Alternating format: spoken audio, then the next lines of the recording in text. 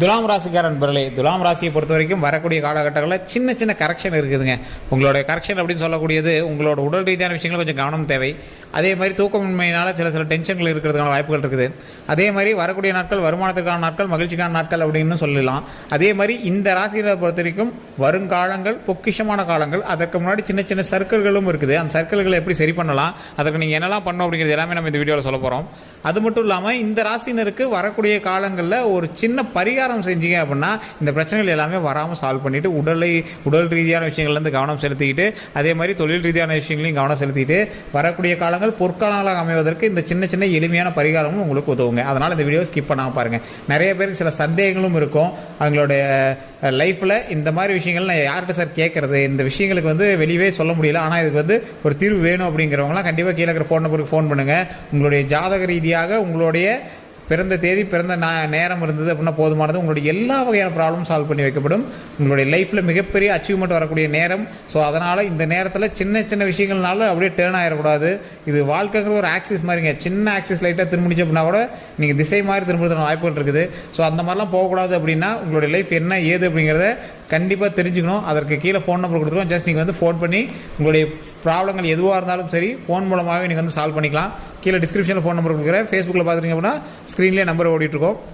நீங்கள் just phone மூலமாகவே நீங்கள் பேசி சால்வ் பண்ணிக்கலாம்.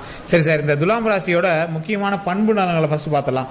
துலாம் ராசினர் அப்படின்னாவே ஒரு தாய்மை ராசி அப்படிங்கிறது எல்லாருமே தெரியும். எப்படி ஒரு 10 பேர் இருக்காங்க அப்படின்னா இவங்க கையில் சாப்பாடு இருக்குது அப்படின்னா 10 பேருக்கு கொடுத்துட்டு இவங்க கையில் தான் கொஞ்சம் தான் இருக்குது அப்படின்னா கூட அவங்களுக்கு கொடுத்துட்டு சாப்பிடாம கூட இருப்பாங்க.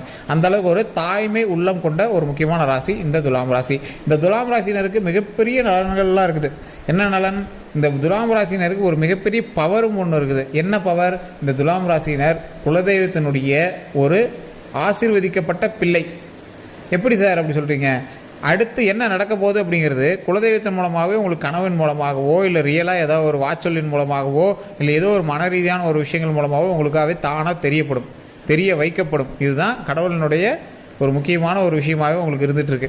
இது உண்மை அப்படின்னா மறக்காம கமெண்ட்ஸ்களை பற்றி விடுங்க. உங்களுக்கு நடந்த ஒரு விஷயம், அது பெரிய விஷயமா இருக்கலாம், சின்ன விஷயமா இருக்கலாம், முன்னாடியே உங்களுக்கு ஏதோ ஒரு விதத்தில் தெரிய வந்திருக்கும். சார் ஒரு இன்டிமேஷன் கொடுத்துச்சு சார், ஆனால் அது நான் கவனிக்கல சார், இப்போ தான் தெரியுது நீங்கள் சொன்னதான் எனக்கு கரெக்டுன்னு அப்படின்னு நிறைய பேர் சொல்லுவீங்க. இது உண்மை அப்படின்னா உண்மைன்னு டைப் பண்ணுங்கள், கமெண்ட் பண்ணுங்கள். ஏன் அப்படின்னு கேட்டிங்கன்னா துலாம் ராசினர் எப்போவுமே கடவுளினுடைய ஒரு ஆசீர்வதிக்கப்பட்ட பிள்ளை அப்படிங்கிறத விட துலாம் ராசினர் ஒரு நேரடியான கடவுளினுடைய சீடன் அப்படின்னே சொல்லலாம். இதை செய்யக்கூடாது, மற்றவனுக்கு இதை செய்ய சொல்லு அப்படின்னு உங்கள் மூலமாக சொல்லும். உங்கள் மூலமாக பலன் பெற்றவங்க பல பேர் இருப்பாங்க. உங்கள் வார்த்தையை சொன்னால் போதும், நீங்கள் சொன்னால் போதும் கேட்கலாம், நீங்கள் சொல்கிற ஒரு வார்த்தையே போதும் சார், அதை நான் லைஃப் ஃபுல்லாக நான் கடைப்பிடிப்பேன், நீங்கள் இந்த ஒரு விஷயம் சொல்லுங்கள் போதும் நான் செஞ்சிடறேன் அப்படின்னு உங்களுடைய வார்த்தைக்காக இயங்கக்கூடியவர்கள் பல பேர். இந்த ராசினரை பொறுத்த வரைக்கும் வாழ்நாளில் பல மகிழ்ச்சிக்காகவே வாழ்க்கையை ஓட்டிகிட்டு இருக்கக்கூடிய ஒரு முக்கியமான ராசி. மகிழ்ச்சி அப்படிங்கிறது உங்களுக்கு மட்டும் சுயநலமாக நீங்கள் எப்பயுமே யோசிக்கவே மாட்டீங்க. மற்றவர் மகிழ்ச்சியாக இருந்தால் தான் உங்களுக்கு மகிழ்ச்சியாக இருக்கும். வயிறு நிறையணும் மனசு நிறையணும் அப்படிம்பாங்க. யாருக்கெல்லாம் சாப்பாடு போட்டு வயிறு நிறைஞ்சிச்சோ அப்போ தான் உங்களுக்கு மனசு நிறையும். எல்லோரும் ஒரு 10 பேர் இருக்காங்க, அவங்களுக்கு வயிறார சாப்பாடு போட்டால் உங்களுக்கு வயிறு நம்பிருச்சு அப்படிம்பீங்க. ஸோ அந்த மாதிரி மனசார மற்றவங்களுக்கு உணவளித்து மகிழ்ச்சி பெறக்கூடிய ஒரு முக்கியமான ராசி நீங்கள். இந்த துலாம் ராசினருக்கு பண்பு நலன்கள் மற்றவங்களுக்கு உதவி செய்கிறது அது இதுன்னு இருந்தாலும் இவங்களுக்குள்ள ஒரு சின்ன விஷயம் இருக்கும், ஈகோ. உங்களுக்கானதை யாருக்கும் நீங்கள் விட்டே கொடுக்க மாட்டீங்க. அந்த இடத்துல உங்களோட விஷயத்துக்காக யாருக்கும் நீங்கள் விட்டு கொடுக்க மாட்டீங்க. எல்லாரோடையும் சேர்ந்துருக்கணும்னு நினைக்கக்கூடிய ஒரு ராசி, எல்லாருக்கும் சேர்ந்து செய்யணும்னு நினைக்கக்கூடிய ராசி, குடும்பம் இணைந்திருக்கணும் அப்படின்னு நினைக்கக்கூடிய ராசி, எல்லாரோடையும் மகிழ்ச்சியாக ஒரு ஒற்றுமையாக இருக்கணும் அப்படின்னு நினைக்கக்கூடிய ராசி, கூட்டு குடும்பமாக இருக்குன்னு நினைக்கிற ராசி, கணவன் மனைவி சந்தோஷமாக இருக்குன்னு நினைக்கிற ராசி, அக்கா தங்கச்சி அண்ணன் தம்பி எல்லாருமே சேர்ந்துருக்குன்னு நினைக்கக்கூடிய ராசி, அவங்களோட லைஃப்பில் எப்போவுமே அவங்களுக்காக போய் நின்று எல்லா நேரத்திலும் நிற்கக்கூடிய ஒரு ராசி. இருந்தாலுமே உங்களை தனித்துவமாக பார்ப்பார்கள் உங்களுடைய குடும்பத்தினர். இதுதான் உங்களுக்கு மிகப்பெரிய ஒரு மனசு கஷ்டமாக இருக்கிறது. நீங்கள் எல்லாத்துக்கும் தேடி போய் செய்வீங்க, ஆனால் உங்களுக்கு பெரிய இதாகவே நினச்சிக்க மாட்டாங்க. நீங்கள் எல்லாத்துக்கும் போய் மகிழ்ச்சியாக எல்லாமே செஞ்சு கொடுப்பீங்க, ஆனால் உங்களுக்கு பெரிய ஒரு இதாக ஆப்டாக கையில் எடுத்துக்க மாட்டாங்க. ஸோ இந்த மாதிரி நிறைய விஷயங்களுக்காக நீங்கள் உங்களோட லைஃப்பில் நிறைய தடங்கல்களையும் இன்னல்களையும் சந்தித்து எப்படா இதிலேருந்து நம்ம வெளியே வரலாம் அப்படின்லாம் நீங்கள் யோசிச்சுட்டு இருக்கக்கூடிய ஒரு காலகட்டத்தில் உங்களுக்காகவே கடவுள் ஒதுக்கிய ஒரு முக்கியமான நேரம் இந்த நேரம். எப்படி நீங்கள் தப்பிக்கணும் அப்படின்னா நீங்கள் நினைக்க தேவையில்லை. நீங்கள் செய்யக்கூடிய ஒவ்வொரு விஷயமும் மகிழ்ச்சியாகவே வரக்கூடிய வாழ்க்கையில் உருவாகிட்டு வந்துச்சு. இனி நீங்கள் எது செய்தாலும் உங்களுக்கும் மகிழ்ச்சி உண்டாகக்கூடிய ஒரு நேரமாக இனி வரக்கூடிய காலகட்டம் அமைய போகுது. எப்படி சார் நீங்கள் ஒரு 10 ரூபா சம்பாரிச்சா ஃபேமிலிக்காக 9 ரூபா செலவு பண்ணி நீங்கள் 1 ரூபா வச்சுருப்பீங்க. இனி ஃபேமிலிக்காக செய்கிறதும் செய்வீங்க, ஃபேமிலியும் ஓரளவுக்கு வளர்ந்து வரும், அதில் இருக்கிறவங்களும் சேர்ந்து உங்களோட சேர்ந்து செய்வாங்க. இப்போ நீங்கள் 10 ரூபா போடுறீங்க அப்படின்னா ஃபேமிலியில் இருக்கிறவங்களும் ஆளுக்கு 10 ரூபா கொடுப்பாங்க. இப்போ அந்த 100 ரூபாயை 10 பேர் சேர்ந்தும் அந்த 100 ரூபாயை ஒட்டுக்காக செலவு பண்ணலாம், ஒட்டுக்காக மகிழ்ச்சியாக இருக்கலாம். அப்படிங்கிற அளவு உங்களோட வீடுகளில் குடும்பத்தில் மகிழ்ச்சியும் செல்வமும் ஓங்கி வரக்கூடிய காலகட்டம். அதே மாதிரி நீங்கள் எப்போவும் குலதெய்வத்தை வணங்குறவங்க தான், குலதெய்வத்தோட அருள் நேரடியாக இருக்குது தான். இருந்தாலும் குலதெய்வ வழிபாடு இந்த 12 நாட்களில் கண்டிப்பாக பண்ணியிருந்துருக்கணும். ஸோ இந்த வீடியோவை பார்க்குறீங்க அப்படின்னா இன்றைய காலகட்டத்திலேருந்து 12 நாட்களுக்குள்ளே கண்டிப்பாக குலதெய்வத்திற்கு போய் வழிபட்டுட்டு வாங்க. முடிஞ்சால் ஒரு பொங்கல் வச்சு வழிபடுங்க. அப்படி இல்லையா, அங்கே பொங்கல் வச்சுட்டுருக்காங்க அப்படின்னா ஒரு 100 200 கொடுத்துருவாங்க. அந்த பொங்கலுக்கான செலவுக்கான காசை கொடுத்துருவாங்க. இல்லை ஒரு 10 ரூபா அந்த பொங்கலுக்கு அப்படின்னு கொடுத்துருவாங்க. அதை வலிச்சு ஒரு 10 பேர்த்துக்கு கொடுப்பாங்க, அதில் நீங்களும் கொஞ்சம் கொடுங்க. இதுதான் ஒரு முக்கியமான ஒரு விஷயமாக கருதப்படுதுங்க. இந்த விஷயம் ஒரு பரிகாரம் நீங்கள் நினச்சாலும் சரி, இல்லை இதுதான் உங்களுக்கு முக்கியமான ஒரு பாயிண்ட் அப்படின்னு நினச்சாலும் சரி, இது உங்களுக்கு மிகப்பெரிய வரம் தரக்கூடிய ஒரு விஷயம். இந்த துலாம் ராசினருக்கு நிறைய காலகட்டங்கள் நிறைய இன்னல்கள்லாம் வந்திருக்குங்க. ஆனால் அது எல்லாத்தையுமே குறிப்பிட்ட காலகட்டத்தில் கடவுளெல்லாம் தட்டி விட்டு வாடா இதுக்கு மேலே லைஃப் சரியாக இருக்கும், சந்தோஷமாக இருக்கணும், உங்களை சரி பண்ணி கொண்டு வந்திருக்கும். இந்த காலகட்டத்தில் அந்த கேப்பே விடாது, டக்குன்னு அந்த பிரச்சனையெல்லாம் வராமல் தடுத்து உங்களை மகிழ்ச்சியாக வைக்கக்கூடிய ஒரு காலகட்டமாக அமையுது. இதில் நீங்கள் கவனமாக இருக்க வேண்டிய ஒரு 2-3 விஷயம் தான் இருக்குதுங்க. உடல் ரீதியான விஷயங்களில் கவனம் தேவை, உடனே டாக்டரை பார்த்து செக் பண்ணிக்கணும். அதே மாதிரி மலம் சம்மந்தப்பட்ட விஷயங்கள், குடல் சம்மந்தப்பட்ட விஷயங்கள் கொஞ்சம் கவனம் தேவை. ஸோ அதனால் நீங்கள் அந்த விஷயத்தில் மட்டும் கவனமாக இருந்தீங்க அப்படின்னா போதுமானது, மற்றபடி எந்த ஒரு பிரச்சனையும் கிடையாது. அதே மாதிரி வாகன ரீதியான விஷயங்கள், உடல் ரீதியான விஷயங்கள் சம்மந்தப்பட்டு தான் வருது. ஸோ வாகனம் ஓட்டிகிட்டு போகிறீங்க, லாங் ட்ரைவ் போகிறீங்க அப்படின்னா கொஞ்சம் கவனமாக போயிட்டு வரணும். தேவையில்லாமல் தெரியாத வண்டியெல்லாம் ஏறி லிஃப்ட் கேட்டு போயிட்டுறக்கூடாது.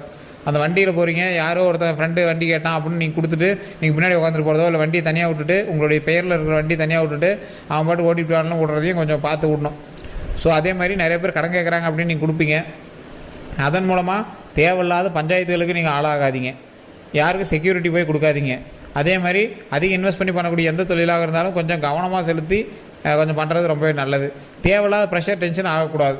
நல்லா தூங்கி எந்திரிக்கணும். தூக்கமின்மை பிரச்சனைகள் வரதுக்கான வாய்ப்புகள் இருக்குது. அதனால் தூக்கமின்மை இல்லாமல் கரெக்டாக தூங்கி எந்திரிக்கிறதான வழி பாருங்கள். அதே மாதிரி நீங்கள் எந்த ஒரு டேப்லெட் எடுத்துருந்தீங்க அப்படின்னாலும் அதை விடாமல் எடுத்துக்கோங்க. மற்றவங்க மேலே கோபமாக இருக்குது, டேப்லெட் போடல அப்படின்னு உங்களை நீங்களே வருத்திக்கிறேன்னா எந்த ஒரு பிரச்சனையும் பண்ணக்கூடாது. உடல் ரீதியான விஷயங்கள் கவனமாக இருக்கணும் அப்படிங்கிறது ஜாதகத்திலே இருக்குது. ஸோ அதனால் உடல் ரீதியான விஷயங்களை கொஞ்சம் பார்த்து பத்திரமா இருங்க. லைட்டாக ஏதாவது இருந்தாலும் உடனே டாக்டரை பார்த்துணும். ஜோசியத்தில் சொன்னாங்க நல்லாயிரும் அதுன்னு சொன்னாங்கன்னா வெயிட் பண்ணிட்டு இருக்கக்கூடாது, உடனே டாக்டரை பார்த்துடணும். ஸோ அதே மாதிரி குலதெய்வத்தை வழிபட்டு குலதெய்வத்திலிருந்து ஒரு எலுமிச்சம்பழம் எடுத்துகிட்டு எப்போவே கூட வச்சுக்கோங்க. அதே மாதிரி வீடுகளில் வச்சுருங்க, அது ரொம்பவே நல்லது. உங்கள் வார்த்தை என்றைக்குமே மற்றவர்களுக்கு மந்திரம். நீங்கள் சொன்னதான் நடக்கணும் அப்படிங்கிறது உலக நியதி. அந்த மாதிரி நீங்கள் வந்து வாழ்ந்துட்டு இருக்கிறவங்க. ஸோ உங்களுடைய வார்த்தைகள் ரொம்ப கவனமாகவும் இருக்கணும். இனி வரக்கூடிய காலகட்டங்களில் யாருக்கு சாபம் விடுறதோ, வாயில் தேவையில்லாமல் சொல்கிறதோ, வேறு யாரோ சொந்தக்காரங்களை இந்த மாதிரி வார்த்தைகள்லாம் கொஞ்சம் பார்த்து விடுங்க. கோபத்தில் நீங்கள் சொல்லிட்டு போயிருங்க, அது மிகப்பெரிய இன்னல்கள்லாம் வரதுக்கான வாய்ப்புகளும் மற்றவர்களுக்கு இருக்கலாம். ஸோ அதனால் கொஞ்சம் பார்த்து பத்திரமா நல்லபடியான வார்த்தைகளாக விடுங்க. நல்ல ஒரு மகிழ்ச்சியான வார்த்தைகள், வாழ்த்து சொல்லக்கூடிய ஒரு நாட்களாக இனி வரக்கூடிய நாட்கள் அமையும். நல்லா வாழ்த்துறீங்க அப்படின்னா மற்றவங்களும் வளர்ந்து வருவாங்க, மிகப்பெரிய நன்மைகளும் உண்டாகும். நல்லா வாழ்த்துங்க, சந்தோஷமாக வளர்ந்து விட்டு நீண்ட ஆயுளோடு நாம் இருக்கலாம். ஸோ அதே மாதிரி நாமளும் சந்தோஷமாக வளர்ந்து வரலாம். இந்த ராசினருக்கு சொல்லக்கூடிய ஒரு முக்கியமான விஷயம், நீங்கள் வணங்க வேண்டிய தெய்வமானது மேல்மலையனூர் அங்காள பரமேஸ்வரி. நிறைய பேருக்கு திருமணம் நடக்காமல் இருந்திருக்கலாம், குழந்தை பிறக்காமல் இருந்திருக்கலாம். அவங்களுக்கு எல்லாமே இந்த மேல்மலையனூர் அங்காள பரமேஸ்வரி கோயிலுக்கு ஒரு டைமாவது போயிட்டு வாங்க. அப்படி இல்லை அப்படின்னா வீட்டில் இருந்தேவாது அந்த மேல்மலையனூர் அங்காள பரமேஸ்வரியை வணங்குங்க. எப்போவுமே குழந்தைகள் வேணும் அப்படிங்கிறவங்க இறந்தவர்கள் இருக்கக்கூடிய கோயில்கள்லேருந்து வணங்குனீங்க அப்படின்னா குழந்தை பாக்கியம் கிடைக்குங்கிறது வரலாறு.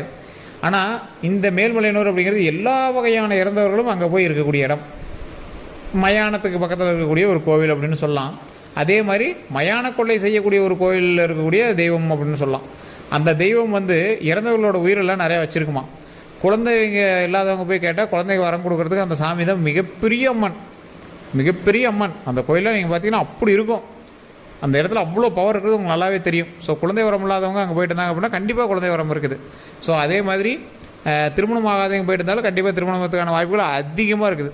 ஸோ இந்த இடத்துல நீங்கள் வணங்கினீங்க அப்படின்னா ரொம்ப நல்லது.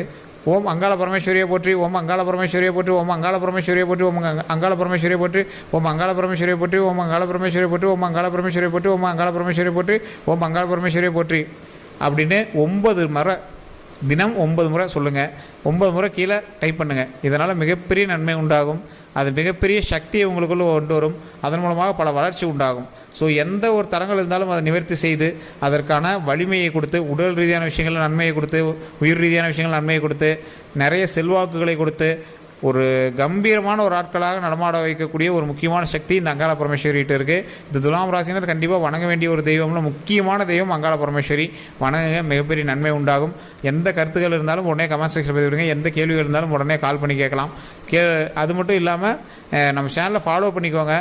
ஃபேஸ்புக் பார்க்கணுன்னா இந்த வீடியோ கண்டிப்பாக உங்களோட துலாம் ராசிக்கு ஷேர் பண்ணிவிட்டு கண்டிப்பாக ஃபாலோ பண்ணுங்கள். அதே மாதிரி கீழே சப்ஸ்கிரைப் பண்ணிட்டு ஃபேஸ்புக்கில் பார்த்துட்டு யூடியூப்பில் பார்க்குறீங்க அப்படின்னா சப்ஸ்கிரைப் பண்ணிவிட்டு பக்கத்தில் இருக்கிற பெல் பண்ண